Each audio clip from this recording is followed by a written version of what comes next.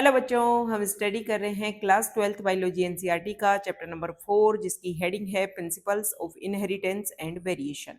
Chapter को start करने से पहले चैप्टर की हेडिंग में जो टर्म दे रखी है वो मैं आपको क्लियर कर देती हूँ ताकि आपको एक बेसिक अंडरस्टैंडिंग हो जाए कि इस चैप्टर में हम क्या पढ़ने वाले हैं। सबसे पहली जो टर्म दे रखी है वो है प्रिंसिपल्स। प्रिंसिपल्स का मतलब होता है लॉज और नेक्स्ट टर्म है इनहेरिटेंस। इनहेरिटेंस का मतलब होता है कि एक जनरेशन से नेक्स्ट जनरेशन में जो चीज ट्रांसफर हो रही है उसकी स्टडी करना। ठीक है, तो अगर हम व्यू करें कि एक जनरेशन से नेक्स्ट जनरेशन में क्या ट्रांसफर हो रहा है तो वो होता है जेनेटिक मटेरियल। आपको थोड़ा सा पता है कि ह्यूमन में जब रिप्रोडक्शन होता है तो जो मेल की बॉडी है उसमें गैमेट बनते हैं और जो फीमेल की बॉडी है उसमें गैमेट बनते हैं। दोनों का फर्टिलाइजेशन होता है और जो फर्स्ट सेल बनती है उसको बोलते हैं जाइगोट। फिर इसी जाइगोट में माइटोटिक डिवीजन होते हैं और बहुत सारी सेल्स इससे बन जाती हैं। फिर ये सेल्स अरेंज होकर के कंप्लीट बॉडी का फॉर्मेशन करती हैं। तो अगर इस बॉडी का जो फॉर्मेशन हुआ है उसका बेसिस अगर हम देखें तो हाफ जेनेटिक मटेरियल जो है वो फादर से आया, हाफ जेनेटिक मटेरियल जो है वो मदर से आया और फिर उन दोनों के फ्यूजन होने से जो फर्स्ट सेल बनी वो जाइगोट बनी, उसमें फिर डिवीजन हुए और फिर कंप्लीट एक ह्यूमन बॉडी जो है उसका फॉर्मेशन हुआ। तो इनहेरिटेंस मतलब एक जनरेशन से नेक्स्ट जनरेशन में जो ट्रांसफर हुआ और जब हमने बेसिक लेवल पर जाकर के देखा तो पता चला कि वो जेनेटिक मटेरियल होता है। अब बात कर लेते हैं वेरिएशन की। वेरिएशन को अगर हम सिंपल लैंग्वेज में समझे तो वेरिएशन का मतलब होता है चेंज। हम जो हैं वो अपने पेरेंट जैसे दिखते तो हैं लेकिन उनकी डिट्टो कॉपी नहीं है। मतलब एक जनरेशन से नेक्स्ट जनरेशन में जो चेंज आ रहा है उसी को बोला जाता है वेरिएशन। और इनहेरिटेंस और वेरिएशन की जो स्टडी है वो बायोलॉजी की एक ब्रांच होती है जेनेटिक्स, जिसमें स्टडी की जाती है। तो इस चैप्टर में हम उन लॉज के बारे में पढ़ने वाले हैं कि एक जनरेशन से नेक्स्ट जनरेशन में जो जेनेटिक मटेरियल है वो किस तरीके से ट्रांसफर होता है। और ये सारी स्टडी जो है वो मेंडल करके गए थे, जिन्होंने स्टडी की थी 1856 से 1863 के बीच में। मेंडल ने ये सारी स्टडी जो है वो पी, जिनका साइंटिफिक नेम होता है पाइसम सटाइवम या फिर जिसको हम कॉमन नेम बोलते हैं गार्डन पी, उनके ऊपर उन्होंने एक्सपेरिमेंट किए थे और उनके बेसिस पर उन्होंने बताया था कि एक जनरेशन से नेक्स्ट जनरेशन में जो जेनेटिक मटेरियल है वो किस तरीके से ट्रांसफर होता है। हालांकि जो मेंडल है उनको ये नहीं पता था कि जेनेटिक मटेरियल ट्रांसफर होता है, बस उन्होंने ये बेसिक इंफॉर्मेशन दी थी कि कुछ तो ट्रांसफर हो रहा है जिसकी वजह से सारी चीजें जो है वो मेंटेन रह पा रही हैं। और फिर उन्होंने बेसिक बताया था इनहेरिटेंस का, जिसको बोलते हैं फैक्टर, जिसको आज हम जीन के नाम से जानते हैं। देखो बेटा, अगर वेरिएशन के बारे में एक बेसिक आइडिया मैं आपको दूं तो हम हमारे पेरेंट्स जैसे दिख रहे हैं लेकिन पेरेंट्स की डिट्टो कॉपी नहीं है। और इसका बेसिक रीजन ये है कि जब गैमेट्स का फॉर्मेशन होता है मियोसिस के टाइम में, तो जो प्रोफेज फर्स्ट होती है उस प्रोफेज फर्स्ट में जेनेटिक रिकॉम्बिनेशन होता है, जिसको हम क्रॉसिंग ओवर बोलते हैं, जिसकी वजह से ये वेरिएशन आता है। तो सबसे पहले हम देख लेते हैं कि इस चैप्टर में हम किन किन टॉपिक को कवर करेंगे। तो फर्स्ट टॉपिक रहेगा Mendel's law of inheritance. Mendel ने जो लॉ दिए हैं इनहेरिटेंस के उनके बारे में स्टडी करेंगे। इनहेरिटेंस ऑफ वन जीन, एक जीन की इनहेरिटेंस को लेकर के मेंडल ने क्या स्टडी, उनके बेसिस पे क्या रिजल्ट दिए उनको देखेंगे। इनहेरिटेंस ऑफ टू जीन्स, एक साथ में दो जीन्स की स्टडी जो उन्होंने की उसके बेसिस पर क्या रिजल्ट रहा उसको डिस्कस करेंगे। फिर सेक्स डिटर्मिनेशन कैसे होता है, कि मेल होगा या फीमेल होगा वो कैसे डिसाइड होता है ये हम देखेंगे। फिर म्यूटेशन जो है वो कैसे आता है, उसका क्या रीजन रहता है उसके बारे में स्टडी करेंगे। और लास्ट में हम देखेंगे अगर म्यूटेशन जो है वो आए तो उसकी वजह से कुछ जेनेटिक डिसऑर्डर्स हो सकते हैं। अगर जेनेटिक मटेरियल के बेसिस पे कुछ चेंज आए तो उसको बोला जाता है जेनेटिक डिसऑर्डर। तो कौन कौन से होते हैं उन सब के बारे में हम स्टडी करेंगे इस चैप्टर में। तो चलो स्टार्ट करते हैं। अब एनसीईआरटी की एक एक लाइन को समझते हुए जो इंपॉर्टेंट टर्म्स हैं उनको हम क्लियर कर लेते हैं। Have you ever wondered why an elephant always gives birth only to a baby elephant and not some other animal? क्या कभी आपको इस बात को लेकर के आश्चर्य नहीं होता, एक एलिफेंट जो है वो हमेशा एक एलिफेंट को ही बर्थ देता है, किसी दूसरे एनिमल को बर्थ क्यों नहीं देता? और why a mango seed forms only a mango plant and not any other plant? और एक मैंगो सीड जो है वो एक मैंगो प्लांट ही क्यों बनाता है, कोई दूसरा प्लांट क्यों नहीं बनाता है। हम सबको पता है कि जो भी लिविंग ऑर्गेनिज्म होती है उनकी बेसिक यूनिट होती है सेल। सेल में होता है जेनेटिक मटेरियल और जेनेटिक मटेरियल में होती है सारी की सारी इंफॉर्मेशन, जिसकी वजह से एक जनरेशन से नेक्स्ट जनरेशन जो है उसमें वो इंफॉर्मेशन ट्रांसफर होती रहती है।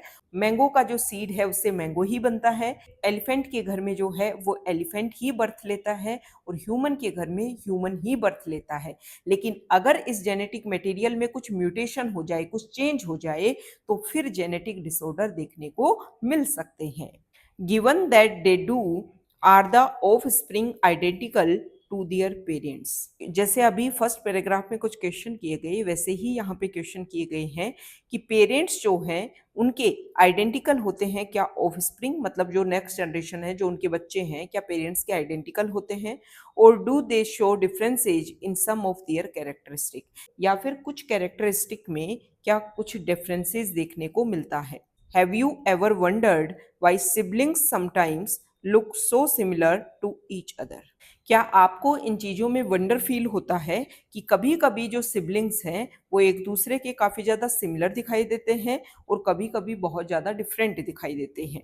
These and several related questions are dealt with scientifically in a branch of biology known as genetics। ये सारे क्वेश्चंस जो पूछे गए ना, इन सारे क्वेश्चनों से डील किया जाता है बायोलॉजी की एक ब्रांच होती है जेनेटिक्स, उसमें। This subject deals with the inheritance as well as the variation of characters from parents to offspring। ये जो सब्जेक्ट है ना जेनेटिक्स, वो डील करती है इनहेरिटेंस को लेकर के, और इसी के साथ में पेरेंट्स से ऑफ स्प्रिंग में जो कैरेक्टर्स को लेकर के जो वेरिएशन देखने को मिलता है उन सारे पॉइंट्स को भी डील करती है। मतलब एक जनरेशन से नेक्स्ट जनरेशन में जो इन्फॉर्मेशन जा रही है जेनेटिक मटेरियल के फॉर्मेट में उसको डील करती है। और ऐसा क्या रीजन है कि जो ऑफ स्प्रिंग जो है वो अपने पेरेंट्स से डिफरेंट होते हैं उनके बारे में डील करती है। Inheritance is the process by which characters are passed on from parents to progeny. Inheritance वो प्रोसीजर होता है जिसके थ्रू जो कैरेक्टर्स हैं वो पेरेंट्स से प्रोजेनी में पास होते हैं। It is the basis of heredity. ये जो कैरेक्टर्स पेरेंट्स से ऑफस्प्रिंग में ट्रांसफर हो रहे हैं ये हेरेडिटी के बेसिस होते हैं।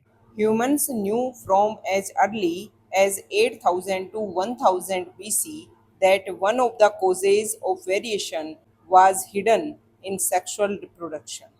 ह्यूमन जो है वो 8000 से 1000 BC का जो टाइम पीरियड है उसमें ये पहचान गया था कि सेक्सुअल रिप्रोडक्शन जो है वो ही रीजन है वेरिएशन का। मींस वेरिएशन जो आता है वो सेक्सुअल रिप्रोडक्शन की वजह से आता है। अब यहाँ पे जो टाइम पीरियड लिख रखा है 8000 से 1000 BC, इसका मतलब ये है, ये जो BC वर्ड है इसका फुल फॉर्म होता है बिफोर क्राइस्ट। जो भी हमारे टाइम पीरियड की जो काउंटिंग है उसका बेसिस जो है वो जीसस क्राइस्ट के बर्थ को माना जाता है। तो ये जो टाइम पीरियड है वो जीसस क्राइस्ट के बर्थ से पहले का है। तो ये जो टाइम पीरियड है वो रिवर्स में इस वजह से लिखा हुआ है। They exploited the variations that were naturally present in the wild populations of plant and animals to selectively breed and select for organisms that possessed desirable characters। अब जब ह्यूमन को ये पता चल गया कि सेक्सुअल रिप्रोडक्शन की वजह से ही वेरिएशन आते हैं तो उन्होंने कुछ प्लांट और एनिमल की कुछ ऐसी वाइल्ड पॉपुलेशन को सिलेक्ट किया कि उनके हमें जो कैरेक्टर्स हैं उन सबको इंक्लूड करके ऐसे ऑर्गेनिज्म हमें तैयार करने हैं। जैसे कि ह्यूमन ने क्या किया कि जो साहीवाल काऊ है ये बहुत ज़्यादा मिल्क का प्रोडक्शन करती है और साथ ही साथ में इनके पैरासिटिक इन्फेक्शन भी इनमें कम देखने को मिलते हैं। इनका जो स्किन का कलर होता है वो भी हाई टेम्परेचर इस ऐसी कंडीशन को आराम से उसको जो है वो एंड्योर कर लेता है। तो उन्होंने जो वाइल्ड पॉपुलेशन थी काऊ की उनको आपस में ब्रीड करवाया और उनके जो डिजायरेबल कैरेक्टर्स है उनको जो है वो न्यू ऑर्गेनिज्म में लाने की कोशिश की। For example through artificial selection. मतलब ह्यूमन ने क्या किया, मान लो कोई काऊ है और काऊ जो है उसमें कुछ बेस्ट फीचर्स हैं और इसी तरीके से कोई ऑक्स होगा जिसमें भी बेस्ट फीचर्स होंगे, तो इनके जो कैरेक्टर्स है जो बेस्ट फीचर्स वाले ऑर्गेनिज्म थे उनके बीच में क्रॉस करवाया ताकि जो रिजल्ट बने, इनका जो बच्चा बने, उसमें इन दोनों के जो कैरेक्टर्स हैं डिजायरेबल कैरेक्टर्स वो इसमें देखने को मिल सके। और इस तरीके से ह्यूमन ने बहुत सारी स्पीसीज का डेवलपमेंट किया है। अब ये कैसे किया? तो सबसे पहले तो आर्टिफिशियल सिलेक्शन किया, मतलब नेचुरली ब्रीडिंग नहीं होने दी। सबसे पहले चूज किया फीचर्स है, ये मेल जो है इसमें बेस्ट फीचर्स है, ये फीमेल जो है इसमें बेस्ट फीचर्स है। फिर उनका डोमेस्टिकेशन किया, फिर उनको पाला फ्रॉम एंसेस्ट्रल वाइल्ड काउज। और ये जो चूजिंग जो की वो कहाँ से की? जो वाइल्ड काउज है उनमें से की। We have well known Indian breed example Sahiwal cows in Punjab. जैसा कि इंडियन ब्रीड जो है पंजाब में जो साहिवाल काऊ देखने को मिलती है वो इसी तरीके से डेवलप की गई काऊ है। We must, however, recognize that though our ancestors knew about the inheritance of characters, ये बात बिल्कुल सही है कि जो हमारे एंसेस्टर हैं उनको ये पता चल गया था किस तरीके से कैरेक्टर्स का इनहेरिटेंस होता है और वेरिएशन आता है। लेकिन सबसे इंपॉर्टेंट बात कि ये जो इनहेरिटेंस और वेरिएशन आने का जो रीजन है उसका जो साइंटिफिक बेसिस है ना, उस फिनोमिना के बारे में उनको बहुत कम आइडिया था। ये तो पता चल गया था कि सेक्सुअल रिप्रोडक्शन की वजह से वेरिएशन आता है, ये उनको नहीं पता था कि इसका क्या साइंटिफिक रीजन है, क्या साइंटिफिक बेसिस है, ये उनको नहीं पता था। तो ये हमने स्टार्टिंग की है इस चैप्टर को। अब इस चैप्टर के जो भी टॉपिक्स हैं उनको हम एक एक करके कवर कर लेंगे। Okay, thank you.